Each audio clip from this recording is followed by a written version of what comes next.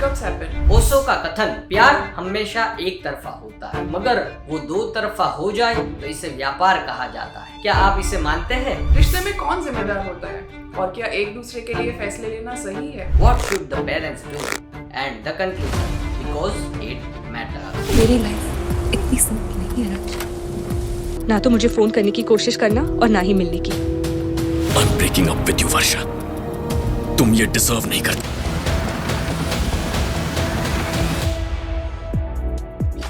Breakup क्यों होते हैं, इसके कई कारण हो सकते हैं। जैसे कि बहुत सारी यूनिवर्सिटीज, कॉलेजेस और एजेंसीज ने कई सारे रिसर्चेस किए हुए हैं। University of Michigan under the program called the psychological impact of breakups, changes in emotional and cognitive processes. University of Arizona under the name of social and psychological consequences of romantic breakups, and others like Northwestern University, University of Groningen, University of British Columbia, and here is the several reasons which is very common. जैसे कि हमने आपको बताया, बहुत सारी universities ने ये सब रिसर्च किया हुआ है। तो हमने ब्रेकअप्स के इन रीजंस को दो भागों में डिवाइड किया हुआ है। One is the common and the second is subjective, यानी कि common reasons जो हालांकि हर लोगों के साथ में होते हैं, और second subjective, इसके ऊपर हमको गहनता से सोचना पड़ेगा। तो आइए देखते हैं एक एक करके।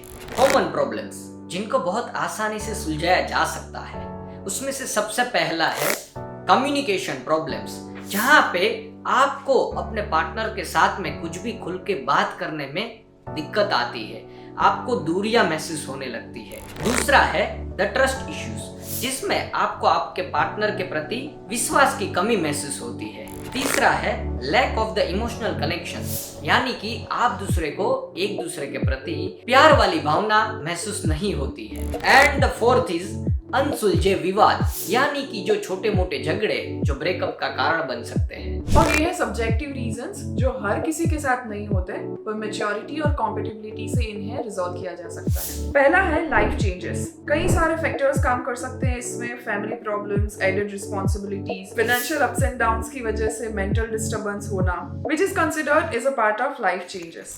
दूसरा है पर्सनल ग्रोथ, जिसमें पढ़ाई या जॉब या कोई और रीजन से आपको अकेले रहने की आवश्यकता है, आपके पार्टनर से दूर जाने की आवश्यकता है, which is generally called long distance relationship. तीसरा है एक्सटर्नल इन्फ्लुएंसेस, जिसमें फाइनेंशियल, सोशल या किसी और बेसिस पे आपकी एक्सपेक्टेशंस बढ़ती जाती है। कॉन्स्टेंटली आपको लगता है कि आपको बेटर पार्टनर मिल सकता है। इसका मतलब ये नहीं कि आपका एग्जिस्टिंग पार्टनर गलत है, पर आपका खुद पे कंट्रोल ना होना आपको कॉन्स्टेंटली ये महसूस करवाता है कि आपको सब कुछ और ज्यादा अच्छा चाहिए। ओशो का कथन प्यार एक तरफा होता है, जब वो दो तरफा हो तो उसे व्यापार कहते हैं। चलिए इसको जरा गौर से समझते हैं। अब जो मैं आपके सामने पेश करने जा रहा हूँ वो YouTube की दुनिया पे अवेलेबल ही नहीं था, और हमने कुछ रिसर्च वगैरह प्राचीन ग्रंथों से भी की है, और इसके मुताबिक कंक्लूजन ये निकल के आता है कि प्यार एक तरफा नहीं होता है। प्यार कभी किसी के बारे में ज्यादा,